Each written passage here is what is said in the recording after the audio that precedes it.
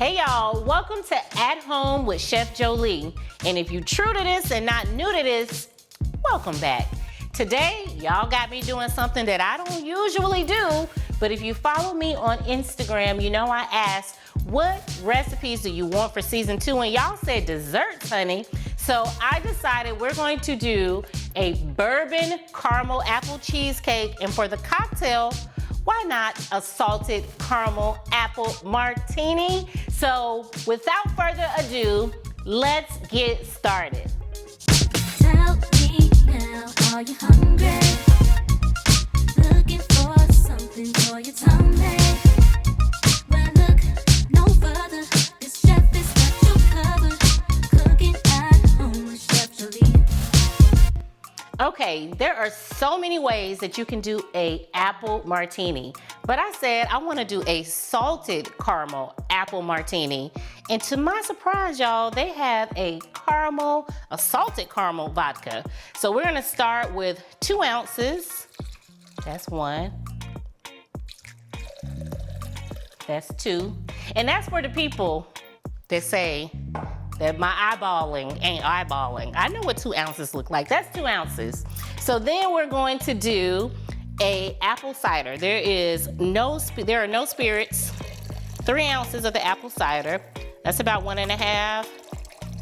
That's about another 1.5. So that's 3 ounces of apple cider. And you know what? You can make this a mocktail if you'd like to. So you would just do the apple cider. And my glass here, I did some bourbon caramel around the rim. And then I took some brown sugar, mixed it with some sea salt. And then that's what I have there, nice and pretty.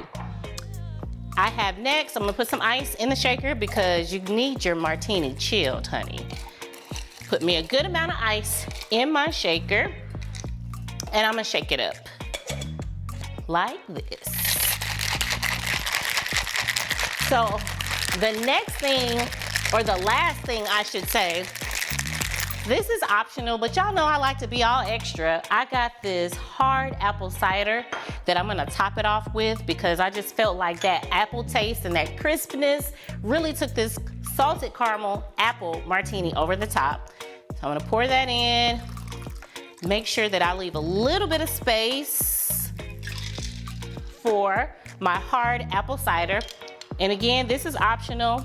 You can get whatever type of apple cider you like. And I'm just gonna float it on top for a little razzle dazzle and a little bubbly on top. And then I have here, I just took my mandolin. And if you go back to the episode where I did my kitchen essential tools, you'll find out what a mandolin is. But I took my mandolin and I took some apples, some fresh apples, and I just got these nice thin pieces. And this is club soda. If you put your apple pieces on club soda, that'll stop them from turning brown. You just float it on top like this, and you have a salted caramel apple martini. So what's left to do other than to, do this quality control thing? Let's taste.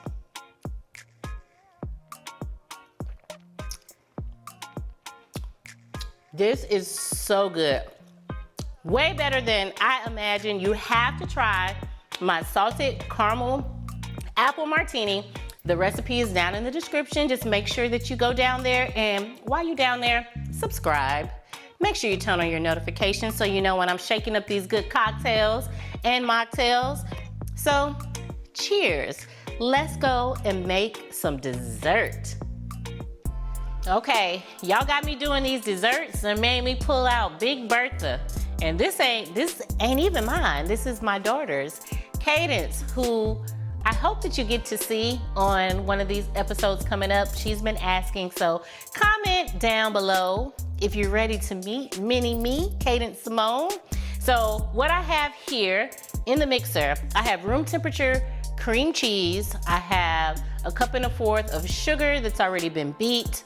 I also have in here some sour cream, and I have cornstarch. So all of that's already in there. And I have also my graham cracker crust already done. It's just graham cracker crumbs, unsalted butter, and also some white sugar that I've already pre-baked. So only thing that we need to do next, we're gonna turn this on.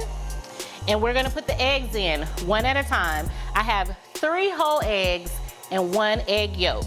So one at a time. That is 1 egg going in. And then as it mixes, you gotta be careful. Y'all, this cheesecake stuff, whoo, Lord, let me tell you. I'm gonna tell y'all in a minute.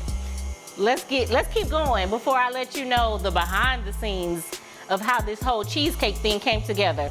So we got 1 egg already in there. I'm gonna add the second. You wanna let each egg get incorporated, and then you gotta also scrape down the sides. So the second one looks like it's nice and incorporated pretty much.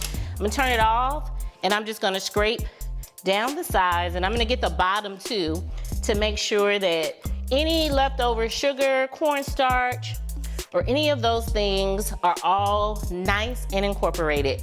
What's very important about baking is making sure that all of your ingredients are room temperature. So even my sour cream was room temperature, my eggs were room temperature, everything was room temperature. It allows everything to incorporate well and to bake up nice and perfect, almost. Okay, 1 more egg. This is the egg yolk going in. And once that's incorporated, here I have 2 teaspoons of vanilla. And remember, as always, the recipe is down in the description. So I'm gonna add in my vanilla, and that's it.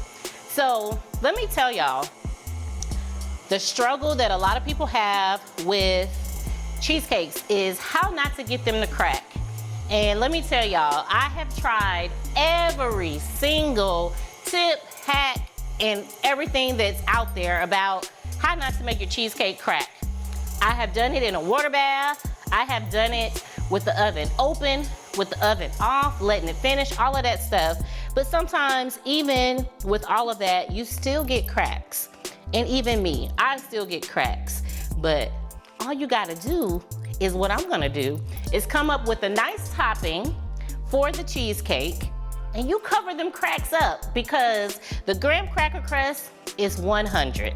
The filling, it's amazing. So if you make it pretty, nobody's gonna know about the cracks, okay? So all of that is nice and incorporated. So I'm gonna pour this. I got my oven preheated to 325 degrees. And I am going to put it in a water bath, because you need that moisture, and I think it's better to have the moisture than not to have the moisture. So 325 degrees for about an hour to an hour and 10 minutes in that water bath. And then you pull it out. You take it out the water bath. There we go. I'm just gonna pour that over like that. Get all of it out. Just like this. And let me tell you, here's another little trick. You see, this is a 9-inch springform pan. Get you a 12-inch cake pan. And then you can sit this pan inside of that pan, and then sit those inside of like a turkey roaster, like the big pan, and you put your water bath inside of that. Some people will use foil, but when you use the foil, there's no guarantee that water will not seep into your springform pan. Then you end up with this soggy crust. So get you a bigger cake pan and put this inside of the cake pan, and put that inside of a big roaster that you would roast your turkey, or roast in, and put your hot water down in there, 325 degrees, about an hour and 10 minutes, and pray to God that you don't have any cracks. But when we come back, I'm gonna show you it all together with my caramel apple, and we're gonna eat it. We're gonna have this dessert with this delicious salted caramel apple martini. Okay, we are back, y'all, with our cheesecake, our bourbon caramel apple cheesecake, ready to be tasted. And let me tell you about this topping. Super simple. It is just apple pie filling mixed with a little bit of caramel. I made the caramel sauce. It's a bourbon caramel sauce. Recipe is down in the description. And I just took the caramel and the apple pie filling and went around the edges. And now I'm just gonna do a little design on the top with the caramel sauce. And I'm just going to go back and forth like this one way. Then I'm gonna go the other way, like that. Ain't I fancy? Y'all gonna be fancy too when you do it. I got a piece right here, I already cut a piece. So I'm gonna do the same thing, cross like that, and then the other way. Just like that. Now I have to taste it so that y'all know how delicious it is. Let me taste. I got a little caramel right there. I'm saying because I know it's gonna be good before I taste it. Let me get that bourbon caramel sauce.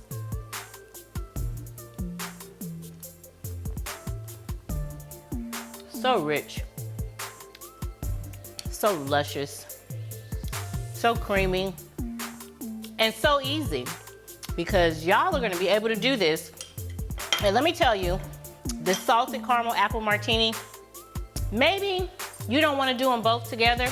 That's okay, but I think the salt balances the sweet. You can save this for another dish. You can do them together, whatever you want to do, because guess what? Trust your gut, not the recipe, unless it's my grandmother's mac and cheese. And I want you to enjoy this recipe. And thank y'all again for helping us achieve 1,000 subscribers. So make sure you subscribe to the channel. Make sure you share the recipes. Make sure you comment down below and turn on your notifications because y'all got me making desserts and stuff, honey. I think I'm gonna do this more often. Thank you for being at home with Chef Jolie. Cheers. Tell me now, are you hungry?